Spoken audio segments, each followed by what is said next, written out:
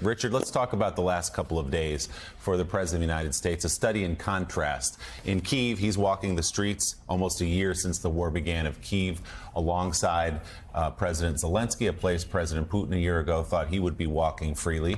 And then yesterday, these dueling, contrasting speeches. The President Putin first defending the war, making wild claims about who's actually responsible for the aggression in Ukraine. And then the president making this rally, effectively, this speech where there are American flags being waved, Ukrainian flags, Polish flags, where he is standing up for democracy, standing up for freedom, and making a statement to Russia and to the world that the United States and Europe will not back down from this. This is the signature foreign policy moment an issue for this administration. I thought the president, in some ways, separated himself both from his immediate predecessor. We've gone from America first to alliance first. This is an allies-based American foreign policy, big difference. But also from Barack Obama. We're not leading from behind here. We're leading from ahead. And very big difference there. This is a much more assertive United States prepared to project power. Again, and I think Joe and others mentioned it before, echoes in some ways of JFK, echoes of Reagan, echoes of 41, after Saddam invaded Kuwait. The idea that this aggression against Kuwait will not stand. The idea that the acquisition of territory by force would turn the world into the rule of the jungle. We cannot allow it to succeed here, or it could potentially succeed elsewhere. So I actually think this is a defining moment of the Biden foreign policy. You know, I'm so glad, Richard, that you brought up 41, because that's who I was thinking of. You had, of course, 43, George W. Bush, who, while he put together a large coalition when he went into Iraq the second time, there was always a feeling that it was sort of a go it alone. You're either with us or you're against us. And then with Barack Obama, his administration was a reaction, of course, to the excesses of the Bush administration. And then, of course, Donald Trump, who wanted to blow NATO apart. So you're so right. This is a return with Biden. This is a return to more of a George H.W. Bush, Harry Truman approach, where you try to put your arms around as many allies as possible, bring them into a coalition, work on it slowly, bit by bit. And by the way, what do those three presidents, Truman and 41 and Biden, have in common? Creatures of Washington, right? They understood. The importance of relationships. They understood the importance of working together with others. And it's made, as it did then, it is made now, Richard, all the difference in the world for Joe Biden.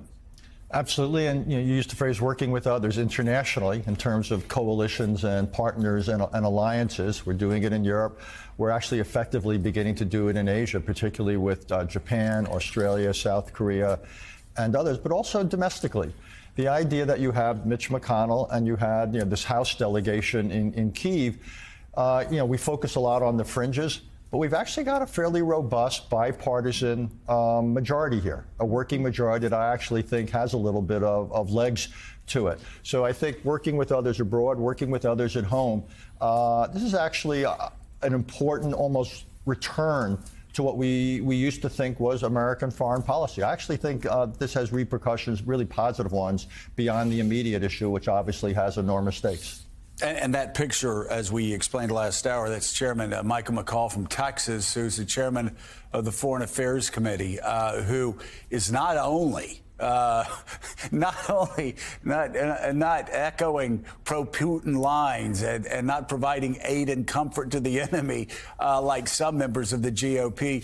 You actually have Chairman McCaul calling for more missiles for Ukraine, calling for F-16s, calling for a more robust approach to pushing back against Russia.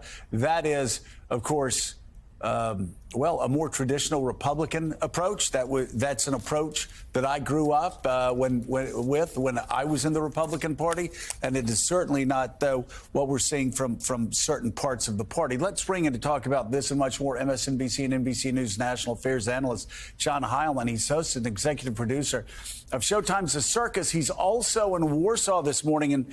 And John, before we just pass this off, as Mitch McConnell and Chairman McCall being pro-democracy cold warriors against a bunch of backbenchers. You know, the people we're talking about, MTG, is a person who, of course, helped make McCarthy Speaker of the House. And then you have Donald Trump, who says he's going to run basically as a peacenik, a pro-Putin peacenik, who had, wanted to blow NATO apart. And you also have Ron DeSantis, who, much to the surprise of the Bucharest Nine and the countries that you visited, and I'm sure the leader of Estonia would have something to say about DeSantis' remarks earlier this week that Vladimir Putin poses no risk, no threat to his neighbors. So that's quite a divide in the Republican Party. And you'll notice that two of those people that I mentioned with these extreme positions, I would say almost pro-Putin positions, when you say Putin doesn't pose a risk, those are the two leading candidates for the Republican nomination for President of the United States. Well, yeah, they are. And I'd say, even beyond that, I mean, if you were to line up Marjorie Taylor Greene and Mitch McConnell among Republican voters, Marjorie Taylor Greene is a by far more popular figure. And I don't mean just in Northwest Georgia. I mean around the country.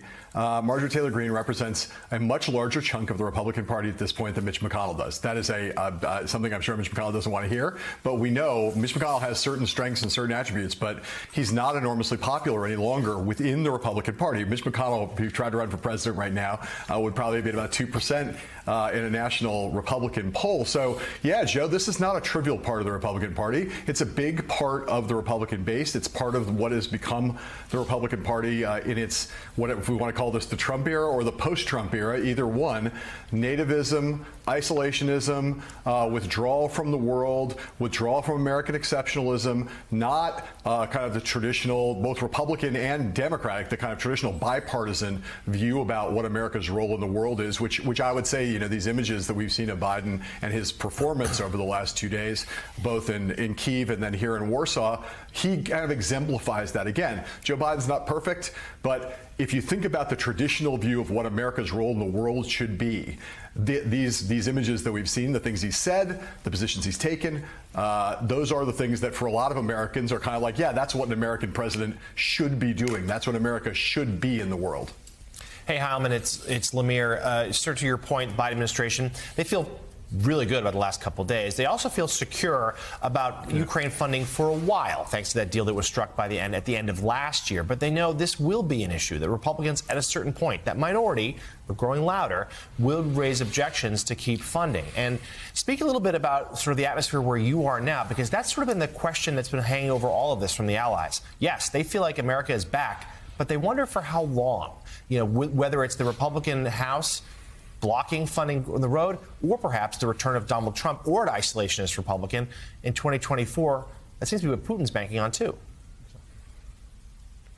I mean, look, Jonathan, like I was over at the President's Hotel this morning talking to Jake Sullivan, and, this is on everybody's mind. It was the talk of the Munich conference here in Munich a week ago, where the two things are simultaneously true. One is that is an extraordinary thing if you look back to where we were a year ago and what people in the foreign policy establishment across the West thought of NATO's strength, which is to say not very, thought of the likelihood that the alliance would fall apart at some point, high. That's what the perceptions were when the war first started, when Biden came here back in March of last year. And now a year later, and Biden trumpeted this in his speech last night, kind of how amazing it's been, that the West is more unified, NATO's stronger than it's been. He made that great line about how Putin, was betting on the Finlandization of NATO, and instead what we've seen is the NATOization of Finland. All of that's true. You can say all of that. It's amazing that it's almost miraculous that we are where we are with Ukraine still in the fight. But no one who's wired into these discussions is wholly confident that this is without a lot of work, that this is going to be that this is where we're going to be a year from now or 2 years from now. I heard Richard talking earlier today about the fact that and the Biden administration is acutely aware of this, that on every front people have to buckle up and be ready for what could be a very long war. And that's why all of these activities that Biden has undertaken here have had multiple audiences. He's been talking to at the same time the Ukrainian people, the European people, the American people, and Vladimir Putin to try to basically to make everyone understand the stakes of this, but also just how difficult and how resolute and how much stick-to-itiveness is going to be required if the accomplishment of the last year is going to last for some indeterminate period going into the future.